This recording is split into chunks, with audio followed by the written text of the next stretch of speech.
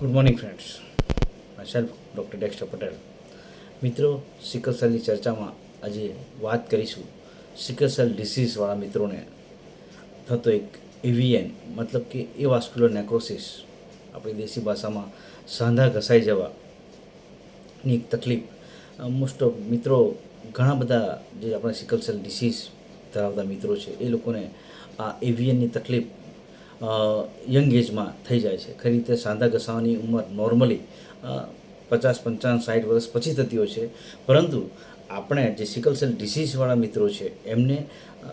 18 વર્ષ, 20 વર્ષ, 22 વર્ષની અંદર આ સાંધા ઘસાવાની પ્રક્રિયા ચાલુ થઈ જાય છે. ઘણા બધા મિત્રો પછી લાંબા સમય પછી એ સ્ટેજમાં આવે છે કે એને પછી ઓપરેશન જ કરાવવું પડે, ઘણી પીડા સહન થયા કરે છે, ઘણા બધા લોકોને તકલીફ પડે છે, પરંતુ આપણે આ તો સિકલ સેલનો દુખાવો છે એમ કરીને ઘણા લોકો એને નિગ્લેક્ટ 2 વર્ષ, 3 વર્ષ, મેં તો 7, 8 વર્ષ સુધી આને નિગ્લેક્ટ કરતા લોકોને જોયા છે. મારી પાસે એવા ઘણા બધા મિત્રો આવે છે, ઘણા બધા લોકોના THR પણ થયા છે. મતલબ કે જે લોકો સિકલ સેલ ડિસીઝથી પીડાઈ રહ્યા છે એ લોકોને જ્યારે પણ સાંધામાં દુખાવો થાય, હિપ જોઈન્ટ છે, ની જોઈન્ટ છે, શોલ્ડર જોઈન્ટ છે, વારે વારે દુખાવો થાય, કન્ટિન્યુઅસ દુખાવો થાય અને એને ઉઠવા બેસવામાં તકલીફ પડે, મેડિસિનથી પણ આ દુખાવો ઓછો ના થાય, તો મારી દરેકને વિનંતી કે એને નિગ્લેક્ટ ના કરો. એને સિકલ સેલનો દુખાવો છે એ રીતે ના લો, પરંતુ એ સાંધાના ઘસારાને લીધે તમારા સાંધા ઘસાઈ રહ્યા છે એટલા માટે કન્ટિન્યુઅસ પેઇન થઈ રહ્યું છે તમારે. તો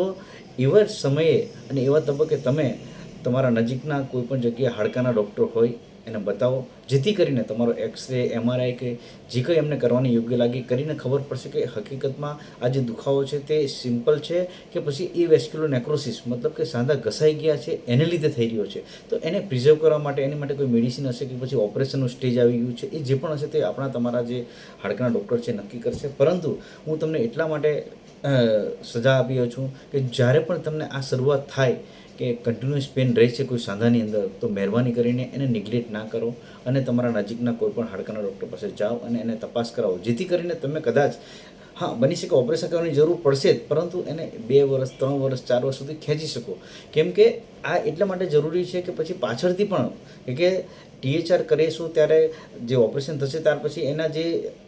હાડકાની જે આપણે બોલ કે જે મૂકીએ છીએ તેની લાઈફ પણ 8 વર્ષ, 10 વર્ષ, 12 વર્ષ હોય છે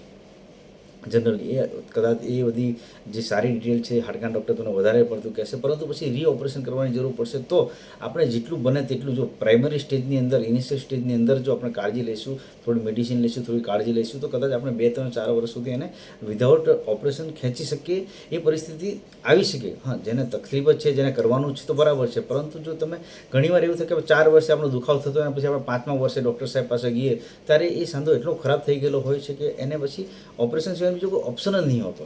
અને એટલા બધા પેશન્ટ મારી પાસે આવે છે, એટલે આજે તમારી સાથે આ એવીએનની ચર્ચા કરી રહ્યો છું કે જેથી કરીને યંગ છોકરાઓ, હમણાં જ 2-3 દિવસ પહેલાં જ અમારા 16 વર્ષનો છોકરો તેને એવીએન THR કરવું પડ્યું કે એ લાસ્ટ સ્ટેજની અંદર હતું, એનાથી ચલાતું હતું, બેસતું નહીં, અને એ છેલ્લે 1.5-2 વર્ષથી તકલીફ હતી. તો કહેવાનો મતલબ એવો છે કે જ્યારે બી જે લોકોને સિકલ સેલ ડિસીઝ છે એ લોકોને સાંધામાં તકલીફ થાય, કન્ટિન્યુઅસ તકલીફ થાય, તો મહેરબાની કરીને એકવાર હાડકાના ડૉક્ટરને બતાવી દેજો, જેથી કરીને તમે આનાથી જે કંઈ આગળ પ્રક્રિયા કરવાની હોય તમને સારી રીતે સલાહ આપી શકે. કે આ સાંધા કેમ ઘસાઈ જાય છે? સિકલ સેલ એક એવો રોગ છે કે જે અને જે બ્લડ ફ્લો હોય છે એને રોકી દે છે. એટલા માટે અને આ લાઈફ લોંગ છે કે આ